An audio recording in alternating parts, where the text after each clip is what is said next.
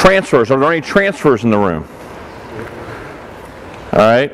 So Monica and Ed. All right. So we already met with Monica. So Ed, you're going to meet with Doug and I in the back corner afterwards. And if anybody else comes in, we'll have them as well. So for those that don't know what the TNT session's about, if this is your first time here, we do 3 30-minute sessions. The first session's a rules quiz. We just did that. For those that are watching at home, you missed out on a great opportunity, so hopefully you'll be able to get in your rule book yourself. And tonight we're going to do 2 different sessions. One is communicating on the court, and this is communicating on the court as officials in various different ways.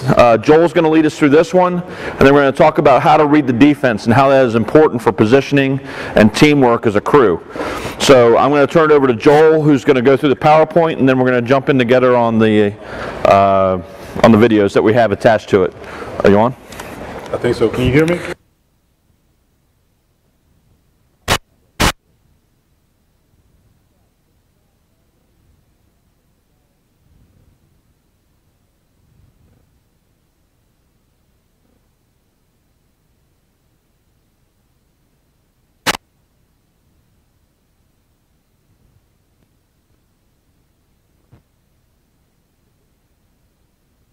It's on. Now it's on, okay. Good now. Test run. So let's give Scott a hand as the VP for...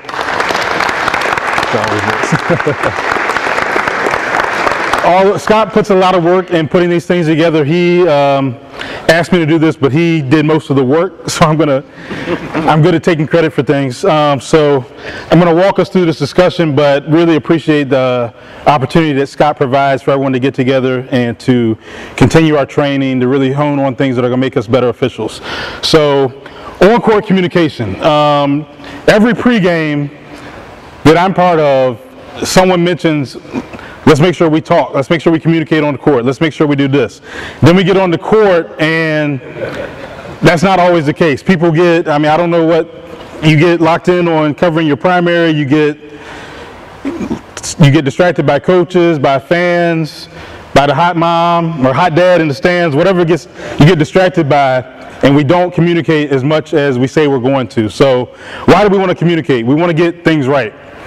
So it doesn't do any good to get in the locker room and Irv says, hey Joel, you know that was a 3-pointer and his foot was on the line and you said it was a 3.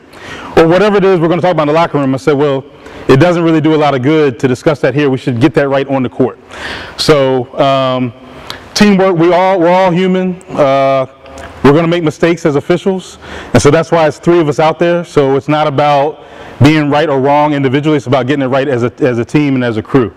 Credibility. So if we kick a call, everyone knows you kicked the call. You know your partner kicked the call. The coach knows you kicked the call. And we're not providing any help. We've just lowered the credibility not only of that calling official, but of the whole crew. So coaches appreciate, I think everyone appreciates if we take an extra second and get it right rather than getting the play wrong. That's the same thing as not allowing the team to fail.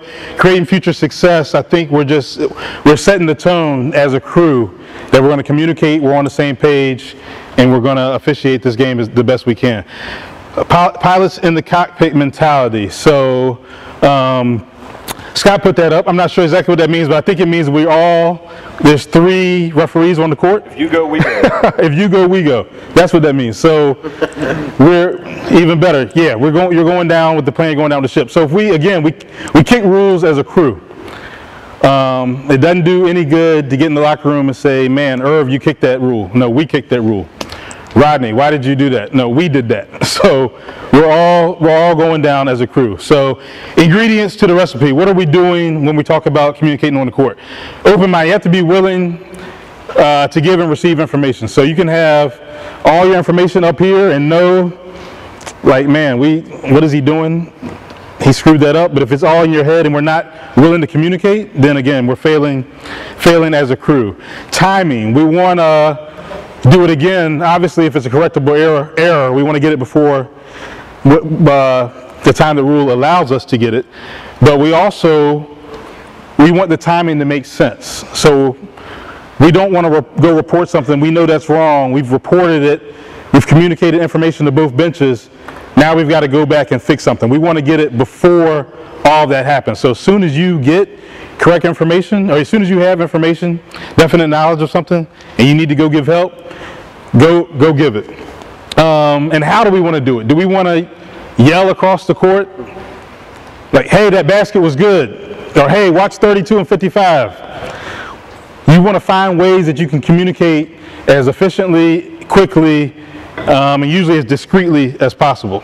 So if that means you have to bust your tail and get over somewhere quickly, that means that's what you need to do. Crew dynamics. Again, trying to get on the same page as a crew. So some of us have worked together a lot. Some nights you're going to show up and you don't know what you have. And so communication is really key to those crew dynamics and getting everybody on the same page. Courage. Again, it takes courage sometimes. I know my first year in Cardinal, I had transferred in and game at Broad Run. Don't remember who they were playing. I know kid runs somebody over. And I'm, again, first relatively young. This is 9-10 years ago. I still had a full head of hair. Relatively young, new in the organization. Player control foul, we go to the other end to shoot bonus. And actually I did give information. I remember that official, they'll remain nameless. I'm remembering the story as I tell it. I gave the information, but whatever was going on in the official's head, he still wanted to shoot free throws. At which point I backed up and we shot free throws. On a player control. On a player control. So, courage is, I should have kept communicating. We should have had the third. I don't remember who the third was or what they did, but we should have communicated as a crew that there's no way that we're shooting on a team control, player control, team control foul. So I lacked courage to stick to what I knew was right by rule and failed to continue to communicate. And as a result, we all kicked the call. So it was just as much my responsibility as it was to call an official. The spirit and intent versus book rule. So we just want to make sure, if you're bringing information, it's to help the situation. You want to make sure that it's consistent with the spirit of the rule.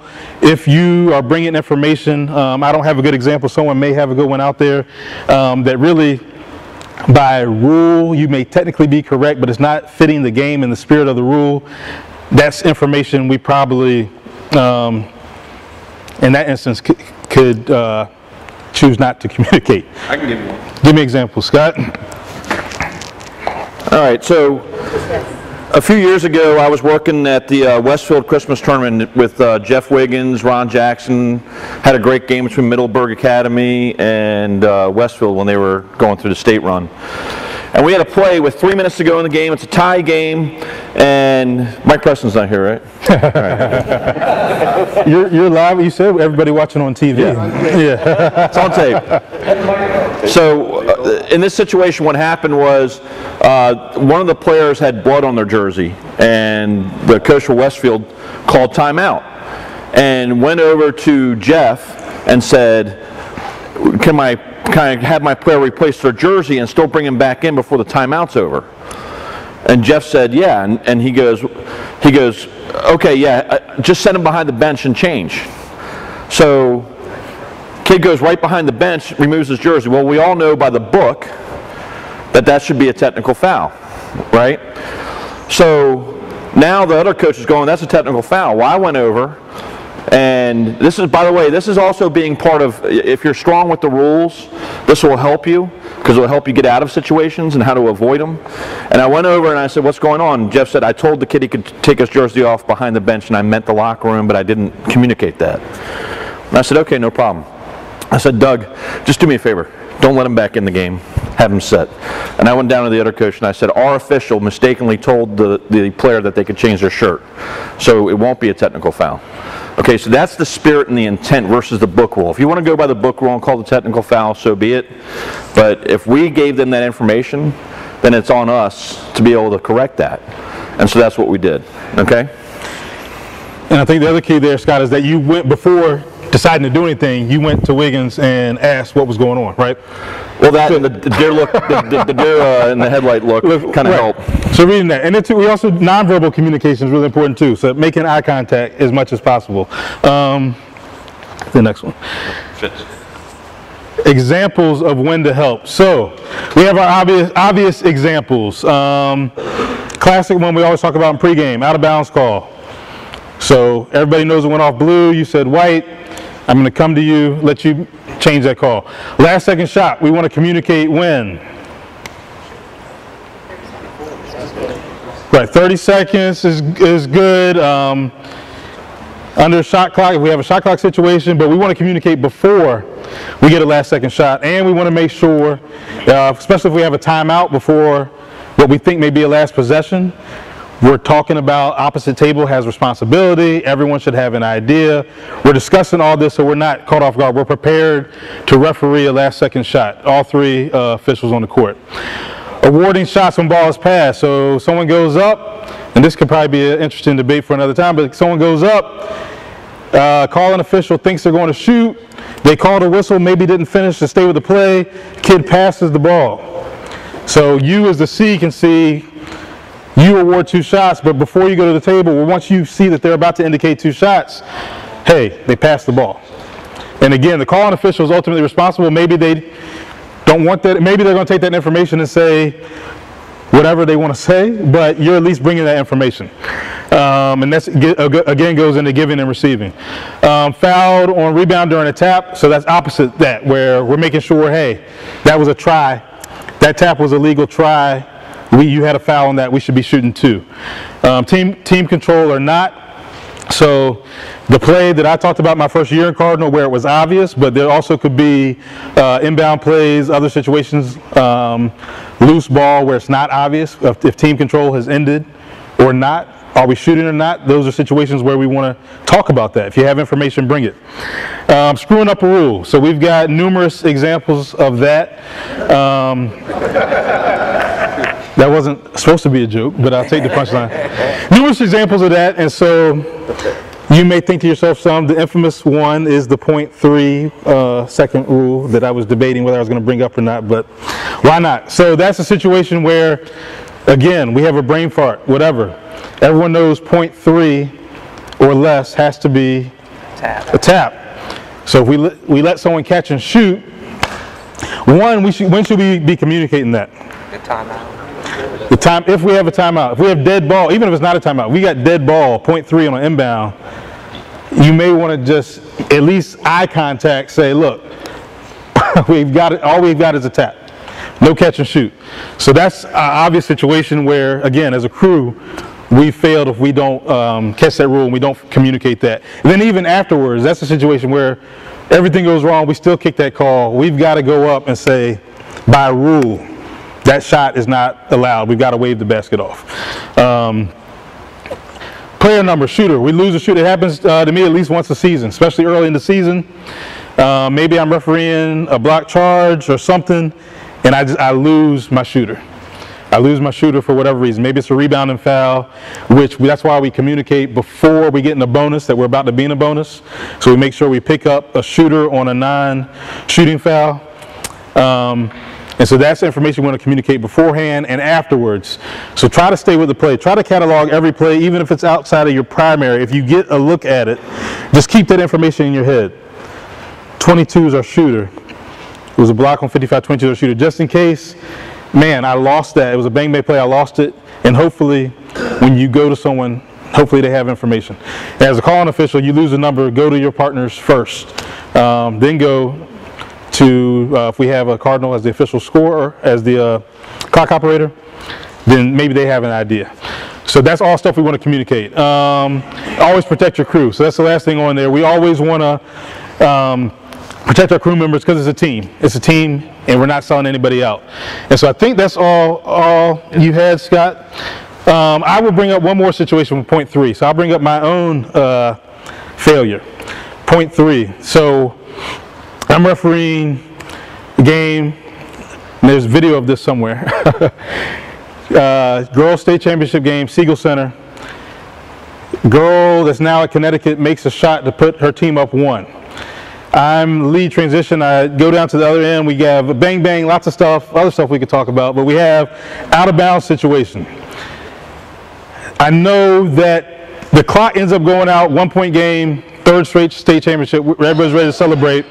But we need to put more clock on the time. I go to one partner who says, I say, you have definite knowledge of clock being left on time? He says, yes, I think. I think. I already knew we wanted to put time on the clock, so I'm liking where this is going so far. He says point 3. What's the problem with point 3? You can't catch and shoot. So, at that point, I probably should have said 0.4, and he would have said yeah. At least 0.4, right? And he would have said yeah. I didn't do that. I'm caught up in the moment. Third is just standing over somewhere. So I say 0.3, I call him in, I said, look, we're going to put 0.3 on the clock. At that point, I really would have appreciated him saying, WTF are you doing? 0.3, and I would say, you know what, yes, right, we need to put at least 0.4, 0.5, at least give opportunity. If you're going to put time back on the clock in that situation, and you don't know for sure that it was only 0.3, at least we should at least have that conversation. I say 0.3, 0.3, everybody's fine, 0.3, we go. What happens? They don't get, well, the defending coach knows there's only 0.3. He knows the rule. He tells his girls, let them catch the ball. The coach that's down is doing whatever he can to try to win state championship. He probably communicated, don't. Throws it into the girl under the basket. She catches it and does this. By rule, that's a catch, right? Because she caught it here. She's trying to do a tap, but we didn't really give her opportunity. But of course, the ball goes in. The ball goes in, and for the rest of my life, I remember this girl. So it's on tape somewhere. Where I mean, you see me explaining to the coach, but it's got to be catch and shoot, and then or it's got to be a tip. That's a catch, and you see right in front of where the camera is the inline camera on the angle, and this girl, I mean, her spirit is just crushed. The girl that just made this shot thought she won a state championship game, and she walks by the camera, and she's just so sad. And they did a press conference, so sad. And I'm not carrying this with me at all anymore. That's a lie. That's a lie. But the moral of the story is, I really wish we had slowed down. I had slowed down and got more information and thought it through a little bit more, and that one of my two partners would have said, at least give them 0.4 so that they have an opportunity. We didn't give them an opportunity. And so I will remember that. Not as much as they will, not running the state championship, but I will always remember that. Communication could have helped in that situation. So that's all I got. Thank you, Joel.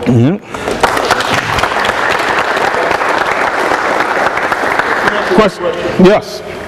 In most situations that you're talking about, a call has been made and the clock stops and you have time to fix whatever or communicate. But there's some situations where the clock is running. The most common one that comes to mind is if you're a C or a trail and there's a three-point shot, and maybe the C gets straight lined a little bit, doesn't have the best look, he goes up with a 3, you're the trail, you have a great look, and you know that it's 2, he's on the line. He goes up with 3, the ball goes through, the other team grabs the ball quickly for an outlet pass, and now you've got to make a decision. Do I let it go? Do I stop? Do I blow the whistle and stop it, correct it now? Do I let it go and stop it at some later point? So we talk about this in pregame, I hope, okay? And we want to be fundamentally sound. If you know that the foot's on the line and it should be a 2, what do? We blow it and we stop it and we say 2. We don't get together. We don't have a powwow. 2, foot's on the line. Now we go. And that's the right way to handle that. Now you can get in the locker room later and explain, hey, you may not have seen her, but when she took that step forward, her foot went on the line. We don't get together on that play. So yeah, you just correct it right there and you go. Okay. Yeah, like Scott said, that's one you cover in pregame. We say in pregame, if you got a 2 that you have a 2 that was called a 3, you know it's a 2. You're not going to do that unless you're 100% sure. Stop it and get it right, and then we keep playing. So I pulled some clips together, that are different plays of games that we've been in. By the way, if you're in one of these videos, I'm not trying to embarrass you. Except for Mike Burke that made me run, but that'll be, we'll get to that in a little bit. But I think one of the things I want us to pay attention to here is I want us to be more fundamentally sound when it comes to officiating. Where we put the ball in play, just our on-court communication, not doing the lazy things. Don't be in...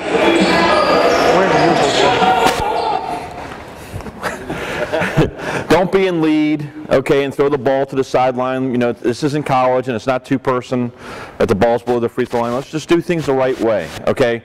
And we may need to turn this down because, wow, that was loud. But this first clip, and I'm going to pick on Cougs here. Where's Cougs? Atta baby. So this is a play where we had a backcourt play, and I want you to pause it if you can. I don't know how to work a Mac, but you do. After the whistle.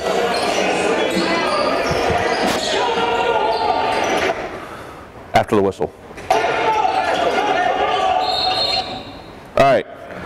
So we had a backcourt play, right? Where does that throw-in go?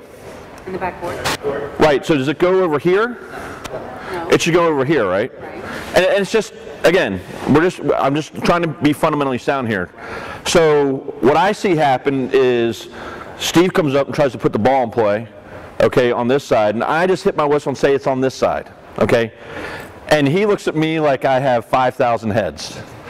And he's just like, and he just bounces the ball. Now you're going to see this in a second. What I don't do is I don't blow my whistle again and try to embarrass him. At that point, we just let it go. All right, but we want to get the throw-in spots right for a reason. I want to get us into the right places. If the ball's supposed to be on the end line, put it on the end line. Let's not just throw it on the sideline because we're lazy. All right, go ahead and run this through. And you'll enjoy the comedy that Cougs and I have here.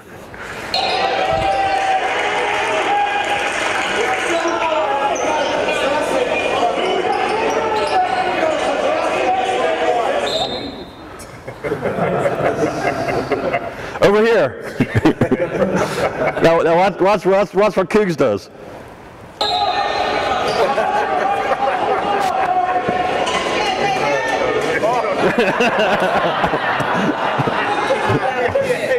Pause. Please stop.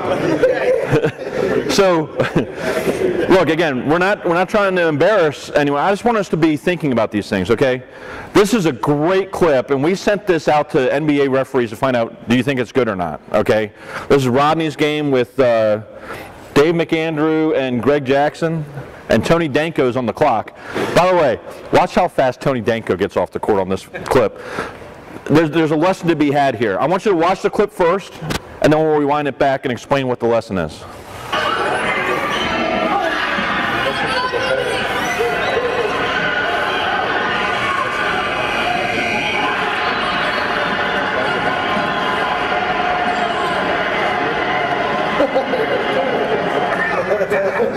All right, go back to that clip.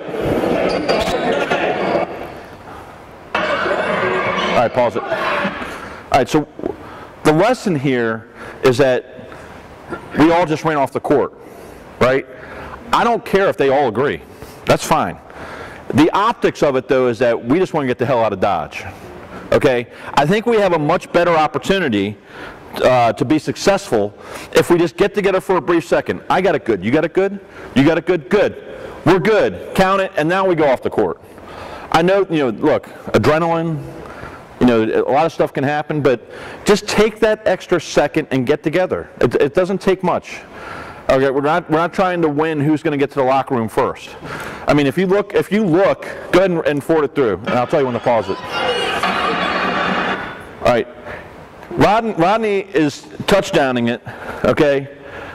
Greg's almost in the locker room, right? And I don't know what McAndrew's doing.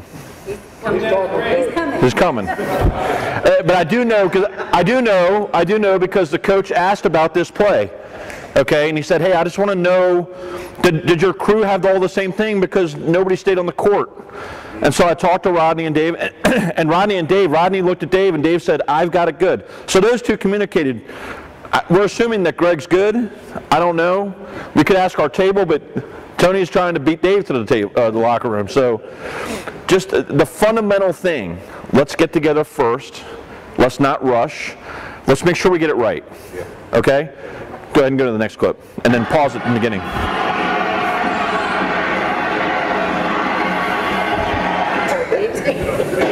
Pause? Okay, thank you. You're getting good at this, Fitz. What the NBA say? I'll tell you later. They have a different type of timing system, so.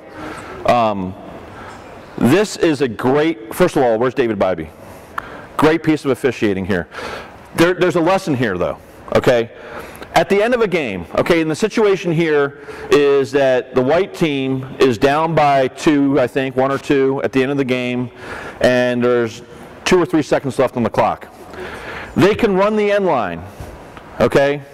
Now, when we get together at the end of the game, some of the things we usually say are, let's make sure we have a good look. Everybody be able to help. Help me on the shooter. Everybody have an idea on the horn, 2 or 3. If it's a foul, make sure it's a good one. These are the things we're talking about, right? But one of the things that I think we need to remember is if there's a throw-in where we run the end line, there's another piece that we can add to this, okay? So go ahead and run it, and I'll let you figure it out.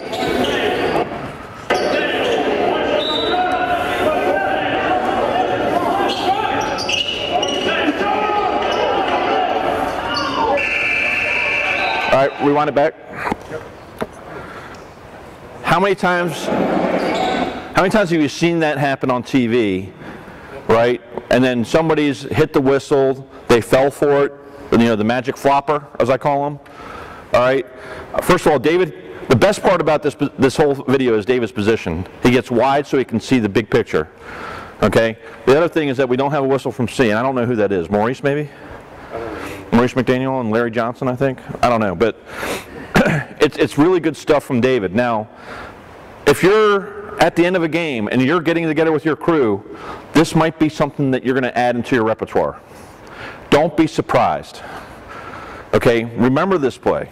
Okay, and I got another end of game play coming up. We're going to ask Adam to come up and kind of give you a scenario on it because it was really good officiating. Not that, well, it was Adam, but it was really good officiating on his part to be able to communicate with his crew and know what was going on.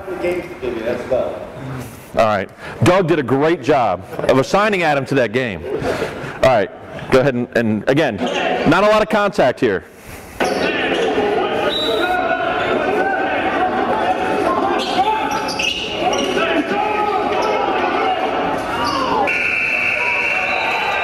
Yeah, they're begging, hey, where's the foul? All right, this is one that Patrick Langford and I had. Where's Patrick? I saw him. So this is a play, and by the way, what a great environment down in St. Stephen, St. Agnes. If you ever get a game down there or get a chance to go watch a game, go. It's a great, this is their Sleepy Thompson that we do. You might need to rewind it back at the beginning. Go. So, okay, you're good. So on this play, it's really important from a timing. We talked about timing earlier. When do you want to be able to share information? Okay? If you watch this play, and Patrick as the lead, this is the perfect time for us to come get this and help him. All right? He's calling the foul. He's not really looking up top. He sees the push underneath. Okay, but let's see what happens up top.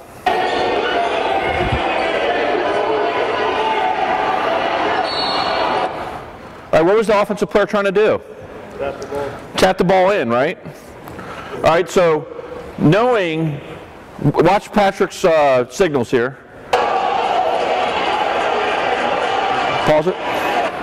What does that immediately tell me? It's not a shot. He's going underneath, right? So I'm going to cut him off before he has a chance to report and just give him the information. Okay, I'm not going in, you know, hey, he was shooting. You know, I'm not doing any of that. I'm coming in and I'm saying the kid tried to tap the ball. Okay, and I gave him the information and watch what Patrick does. And by the way, fundamentally sound officiating as a crew here. Go ahead.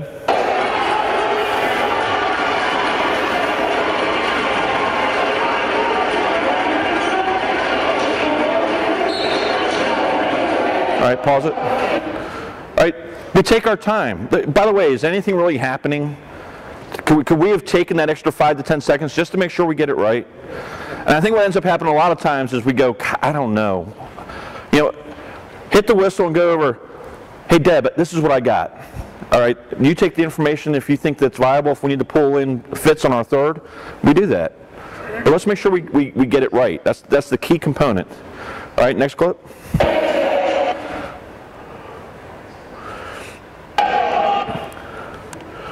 This is a great clip. Rodney, you're in a couple of these, brother. This is a great clip, all right? I want you to pay attention to when the shot is started. When is the habitual motion that precedes the release by rule? All right, and when does the foul occur?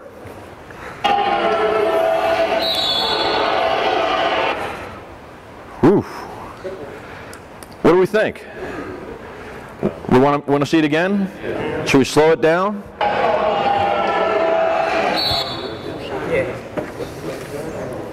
All right.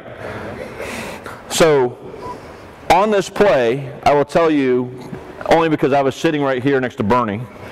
On this play, Ron thinks that we should have counted the basket. All right. But go ahead and keep forwarding. I want you to watch.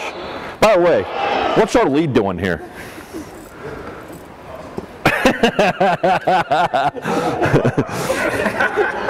Now, in fairness to Rodney, though, who does he have in front of him?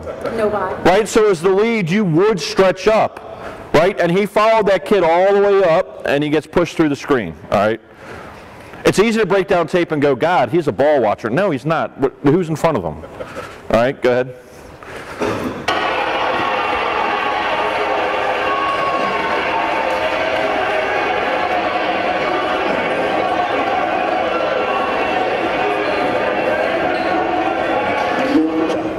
All right, so immediately Willie says no basket, and in the locker room they talked about this, and it was pretty much determined that we just didn't have good crew dynamics of having a conversation on the court at this point.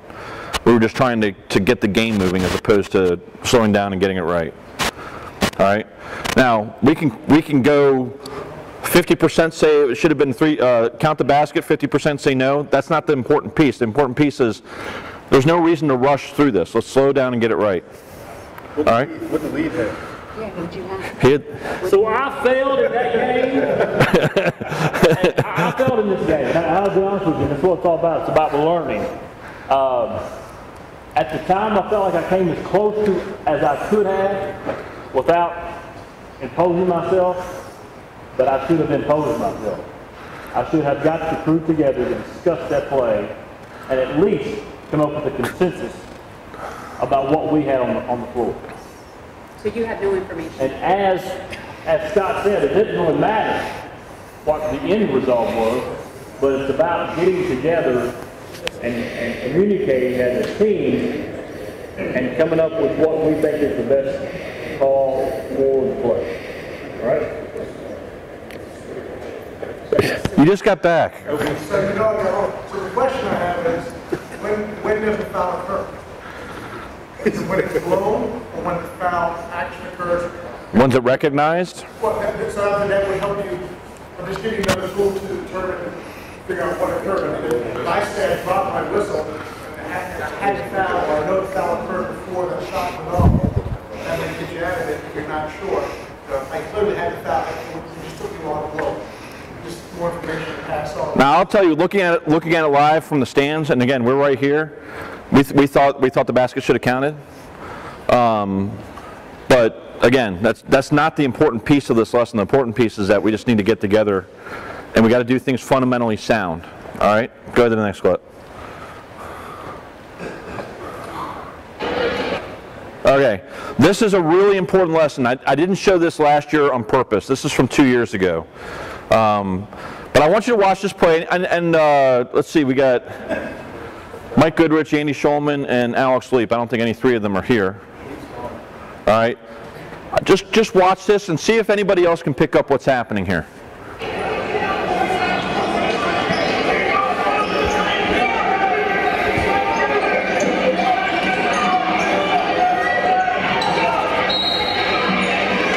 Keep going.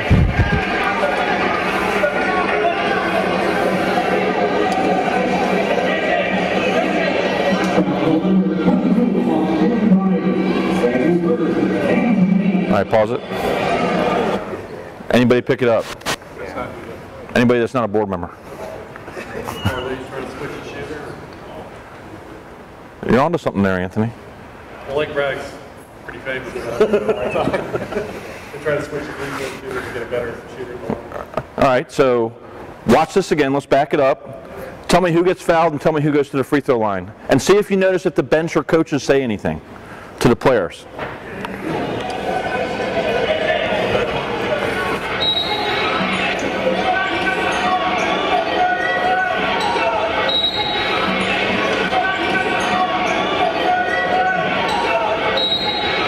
Just let it go.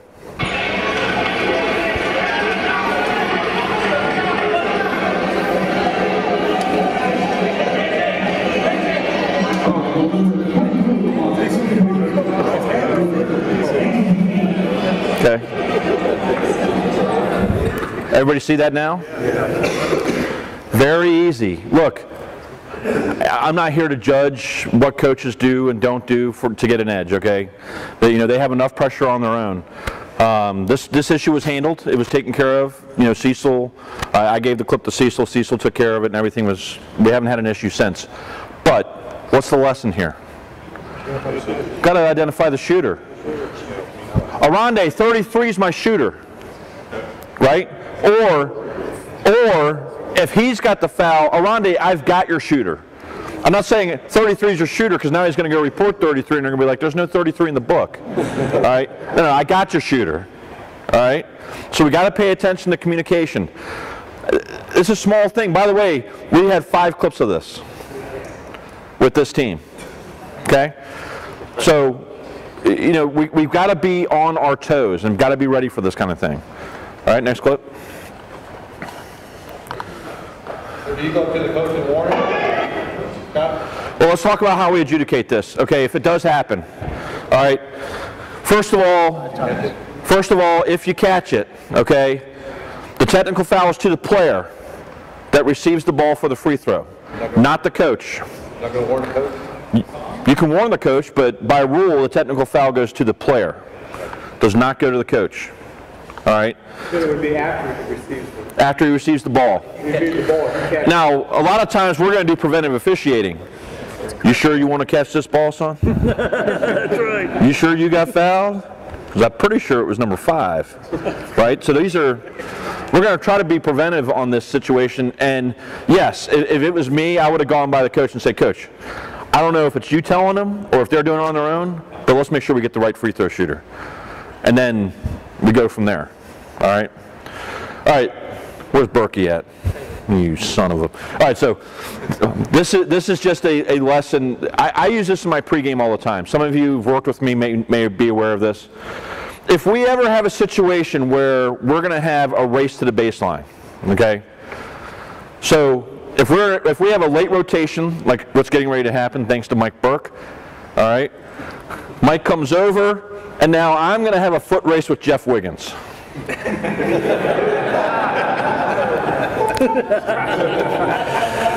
Now, I will tell you I had pulled pretty much everything before this happened. And we can laugh at me running, but I want to pay attention to one thing. In the pregame, I said, listen, if we get into this place and I know that I need to get the lead, I'll put my finger up. As I'm running down the court, I'll put my finger up on the inside so that my partner can see here and my partner can see here so that we're balanced. My trail official will then be able to see that, okay, you know, Mike can say, okay, I know Scott's going to lead. Okay? And Hollywood can slow down and put it into 5th, 6th, gear, whatever he's got. All right, so go ahead and roll it.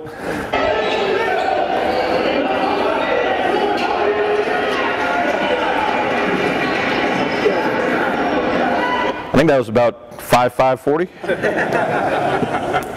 All right. The key thing here is though that it's just the communication. Okay. I can't stop and yell, "Hey Shelby, I'm going to go." Okay, you just wait. No, we can't do that. So think about adding something like that in your pre-games, just a hand signal. By the way, I should never be the one that goes, but. And Doug, make sure I get some games with Mike Burke, would you? I got some late rotations for him. All right.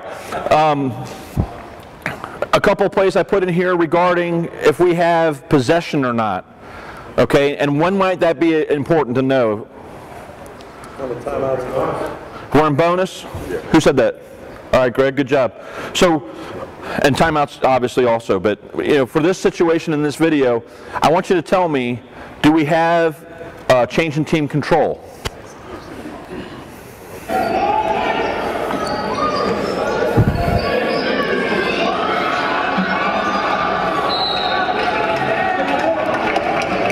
Pause it. All right. So I think that's Ron, Jerry Mosley, and Drew. Any of them here? All right. So what do we have? What was? Did we gain control before we got pushed down? Right. So should we be shooting bonus? Okay. So. And I'm not showing you this and the next clip to prove that I'm right and somebody else is wrong. What I'm trying to do is to show you how you fix it. Okay? So go ahead and forward this so we can see what happens here. We go 1-on-1 and we go. All right, go ahead and pause this for a second. You guys that are really good at rules, when we talked about courage earlier, this is the part where you got to stop and you got to say, something's not right. All right? For you guys that are strong in rules, you can't have Mike Preston on every game. You've got to be able to step up and come in and just say, wait a minute, something's not right here. All right?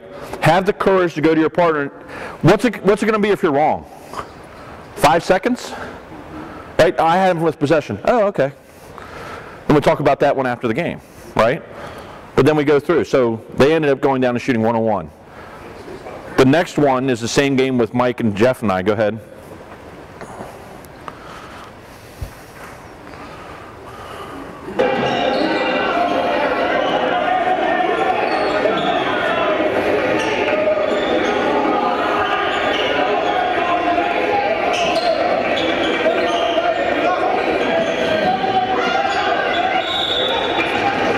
All right, pause it. All right.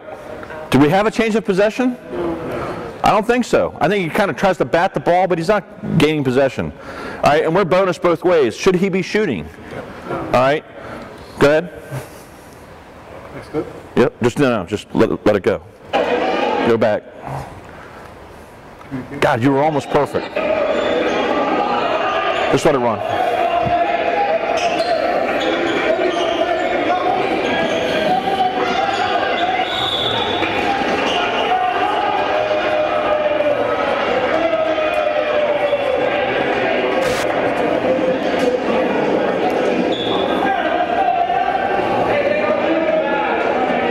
Go ahead and pause it. So what am I going to Jeff here for? What am I saying? I'm asking him. I'm not going up to him and saying, this is what I'm asking him. I said, do you have him with the ball when he gets hit? And he says, no. And I said, okay, so we don't have a change of control. Therefore, it's a team control foul. We can't shoot the bonus. Therefore, the ball should go out of bounds. Do you agree? And he said, yeah. All right. Jeff likes working with me. All right. And we get it right and we go.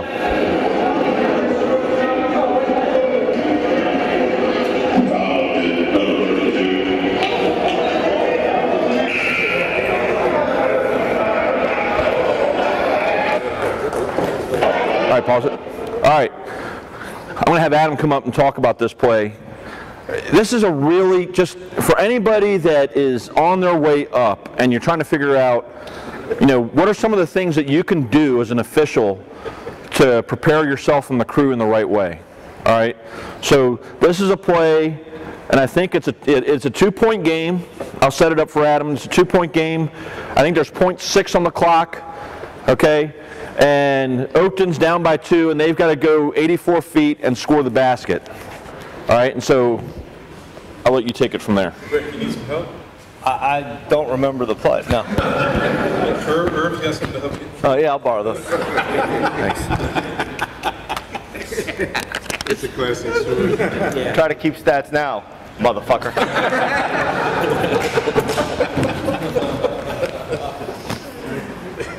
Pardon my French. So, why don't you actually run it?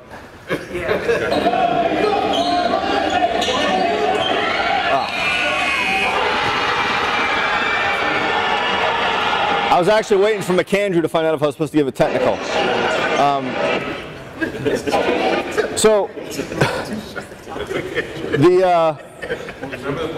I do remember the play now. Oakton had a really good player then. I forget his name. You know the names. Okay. So we're coming out of a timeout. And once Oakton's coming out of the timeout, I went up to Coach Brooks. I said, where's the ball going? I wanted to know where the play was going to be so I know where to look. And he said, it's not going to, what's his name? Braden. He says, it's not going to Braden. He told me what number it's going to. He goes, watch this. I said, that's what I intend to do. I intend to watch the play. And why Jim Smith, hi Jim, why Jim didn't put anybody on the inbound who happened, I think, was an all-region quarterback in football or something like that. So the kid makes a hell of a pass, but everybody's looking for number 20 to get it, and he does. But the only reason I knew where it was going because I just asked the coach and he told me. I didn't have time to go tell my partners because we're coming out of a timeout, but I knew where to look and I was able to get his feet, and it was really easy because I knew where to look because he told me where it was going. So really not a whole lot of, it's not rocket science. Sandy? Yeah, it's not rocket science. Who? He's a rocket scientist. Oh yeah, see, I'm not a rocket scientist. Just ask. Partners or wanted the glory? Both. Both. And I don't know what you keep talking about pregame stuff. The only thing I know Scott talks about in pregame is he's got all the subs. That's right. Touche, Mr. Brick. So I think the key thing here is if Adam didn't know that this kid was going to be the one getting the ball, could he have gotten the feet? You know, maybe, maybe not. Yeah. But he sure as heck put himself in a better situation. All right? God, you give the guy credit for something and he just... Did you get your glasses back? All right. On this play, this is for anybody that's working three-person. It's good communication from Carl, who is rotating over. And I'm coming down and see we have a double whistle on an illegal screen. It's just, again, it's just the dynamics of the crew of knowing where we should be looking. Okay, as Carl rotates over from one side of the lead to the other, what should he be doing? Looking over his shoulder, right? Making sure he doesn't leave that matchup until I've gotten it. All right, and so, go ahead.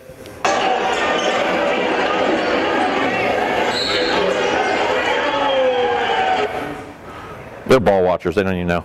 So anyway, you can see Carl, sees that I have it as well, gives it up. Again, it's just one of those things we talk about in pregame.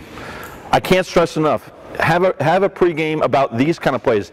Look, if you want to sit there and talk about all the different rule changes and rule book and, fine. But let's talk about plays and how we're going to call them and how we're going to be able to take care of ourselves on the court. All right? I don't know if we have another one on this one or not.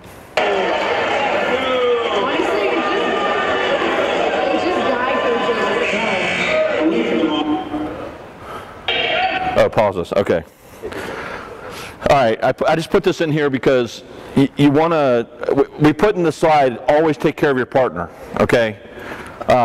This is here. It's actually a little bit comical. The kid didn't like Dickie V's travel call. Can't blame him. Not many people like Dickie V's calls at all. All right. But he didn't like Dickie V's travel call, and he made it known. And my response to Rico was, there are no warnings in February. Good.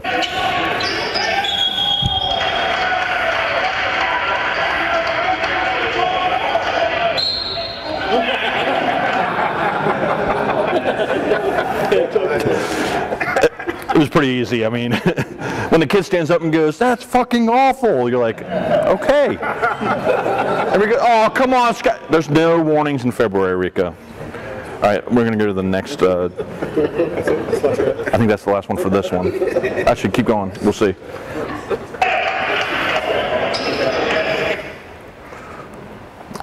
That's it.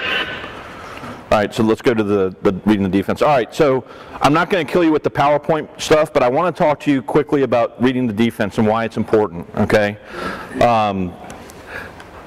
And I gave a presentation at camp this summer for those that were at camp about how to referee a 1-3-1 defense, which is kind of the precipice of this whole thing. So don't worry about running anything yet. So the key things when you're refereeing, whether it's 2-person or 3-person, Why is it important to realize if the defense is a man-to-man or zone or pressing? Why, anybody? Look for screens, illegal screens. Positioning. I heard positioning. Who said positioning? Twin cousin, of course. So, positioning. We've got to be in the right position. Now, if you look in the book, if you look in the manual, and it tells you, okay, the trail needs to be here, and they've got this area, and the C has to be here. When you're dealing with a press situation, especially like a 1-3-1 or an offset zone that are going to be trapping, okay, you kind of throw that all out the window, okay? What might not you do in 3-person, this is for 3-person only, what might not you do more of if they're playing zone? Might not rotate as much, okay? And if they're playing a zone that has a high trap, where they have a 1-3-1 or a 1-2-2, what really might not you do? You probably won't want to do it, is rotate, okay? So, first of all, anytime you see a 1-guard top, now Marshall plays this amoeba zone, they go from a 1-3-1 to a 3-2, and they kind of mix back and forth depending on what the big kid does, okay? You always key on the big kid for them. In this game here, you got Jerry and Adam and Michael Harris, all right? Now, this is a playoff game from last year. Right now, this is early in the game, 7:25 to go in the first quarter, okay? Adam is even with the foul line extended, okay? Because, you know, again, that's what the book tells us. We start at the free throw line extended, we kind of, you know, we go from there. But I want you to watch what happens after the ball goes out of bounds. Don't pay attention to Jerry's awful signals, but...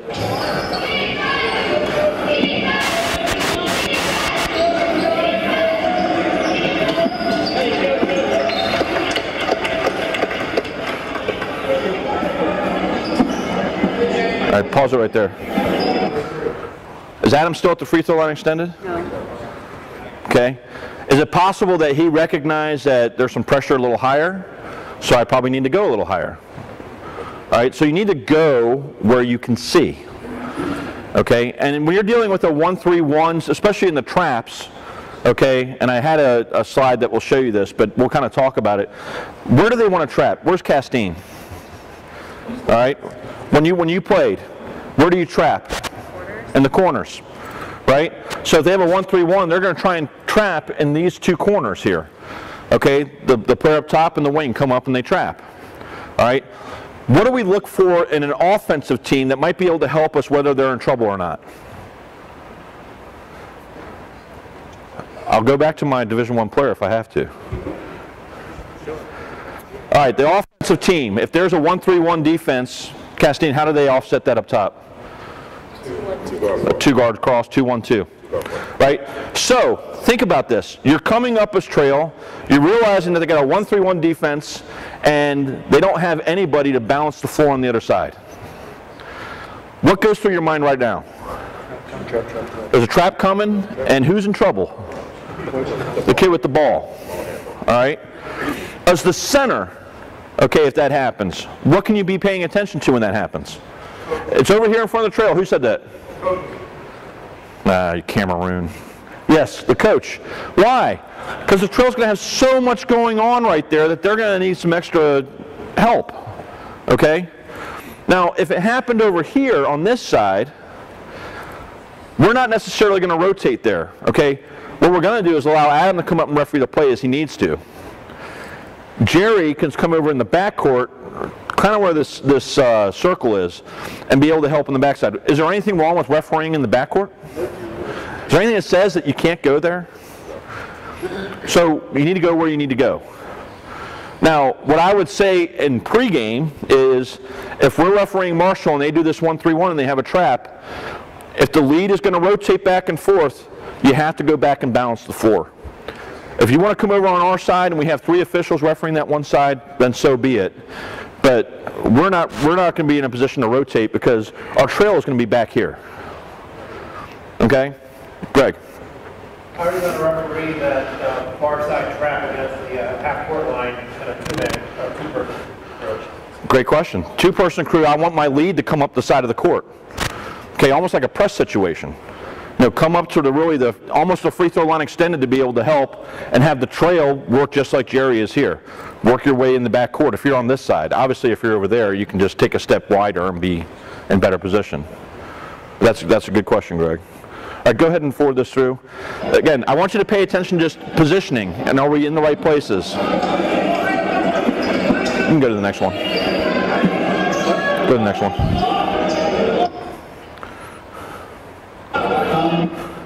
All right.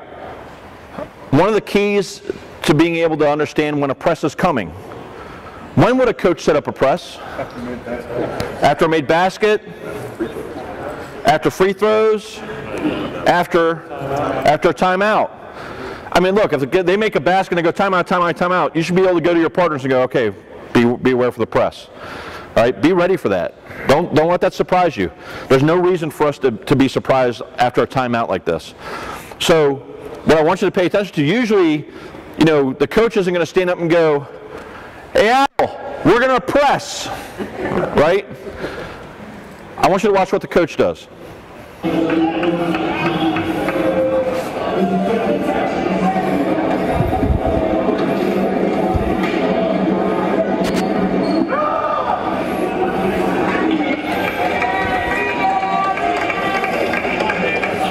Captain's giving the signals.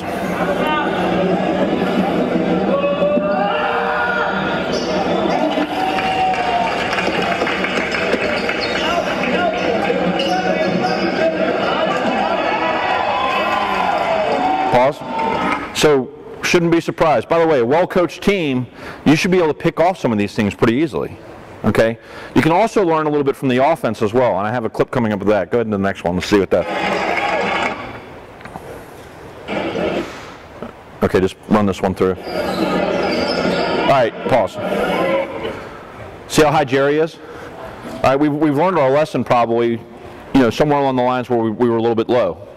Okay, so Jerry's a lot higher, realizing that he's got to be above that three-person defending row.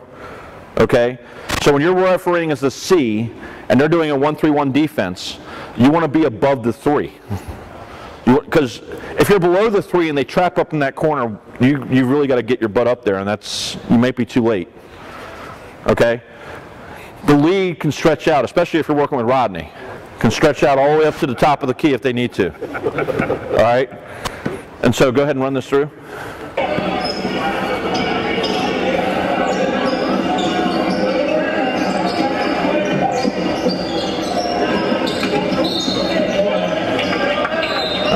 Pause it. One of the things that if an offense is run very well in a 1-3-1 zone, what may you have more of? May have more three-point attempts. You're going to have a lot more three-point attempts if they break it down, because if they get the ball to the big person at the top, they now got a 3-on-2. The ball goes to one of the corners, and we got 3-point all day long. Okay? Go ahead and run it.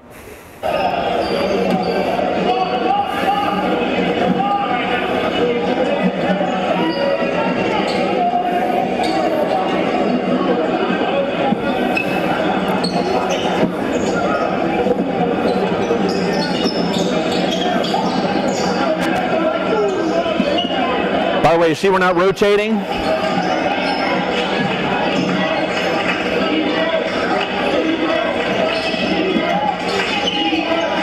Got a trap.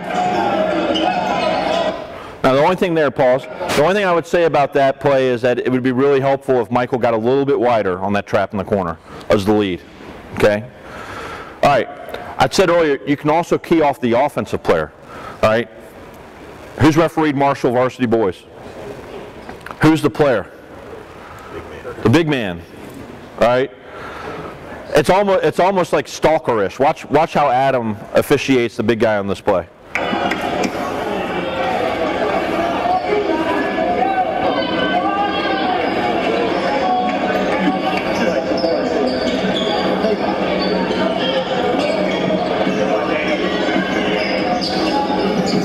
All right, go ahead and pause. Why is it important to understand that? Anticipate the play. Be ready. That's how they run the offense through the big kid, right? I mean, doesn't take a rocket scientist, Zandy. to be able to understand that I'm going to go with this guy, right? By the way, and for anybody that was at a CP, if you ever heard Adam talk about getting wide as the lead, you see how far he was and he was still able to come over? One of the things that you can do is if you can read the offensive plays, you'll be able to put yourself in a much better position. You'll be like, oh, they're running eagle. Well, here comes the big kid, here comes the screen, there goes the back door, okay, they're going over here. You can put yourself in a much better place if you're a student of the game.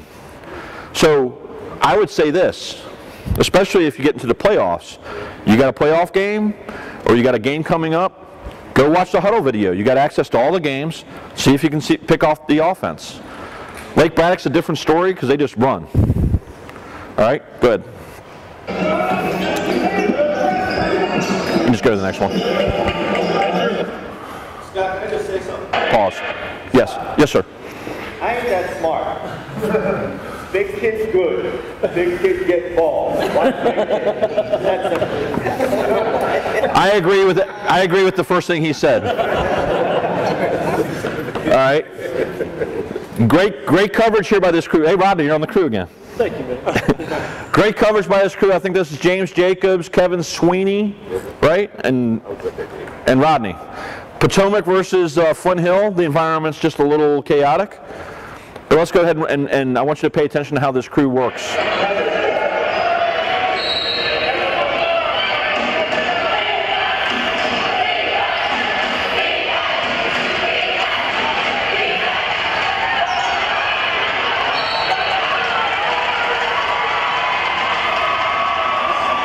All right.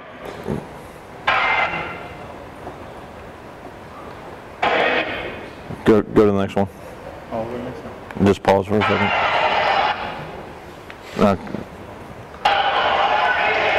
Okay, pause right there. All right, so again, positioning really important.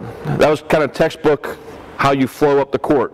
What I really wanted to focus on was Kevin Sweeney's C position, which was outstanding the whole way up. You know, as the center official, you have to learn how to referee aggressively and be ready to go in for those plays. And he floated with the ball all the way up, so did a good job there. This is a really good play about a drive to the basket and a defender that's coming from the C side of the court. All right, go ahead.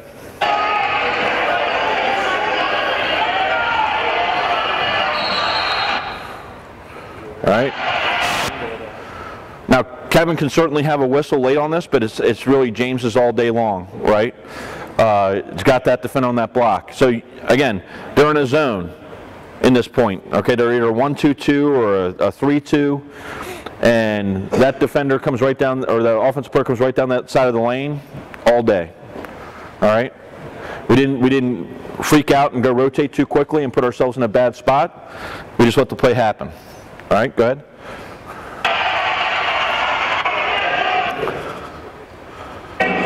Pause. All right.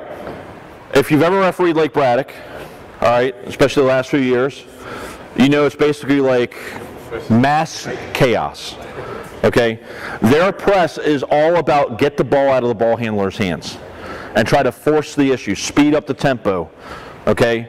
You know, when we referee a game, it's 2.6 miles on a court this size. When we referee Lake Braddock on a court this size, it's over a 5K. All right, so you end up running a lot more. But I want you to pay attention to the way this defense just attacks the ball all the way until we get to a trap in the corner.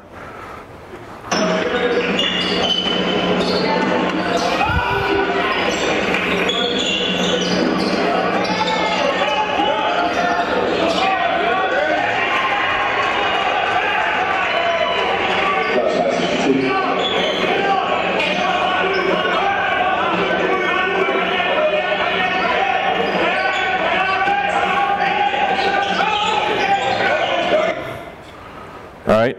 If you looked at Craig, is Craig here? Craig Reed? If you looked at Craig, the way he worked the C all the way up, he had great position, didn't get too far up, there was nowhere to go, and didn't leave me high and dry in the backcourt. All right, go ahead. That's the last one. All right.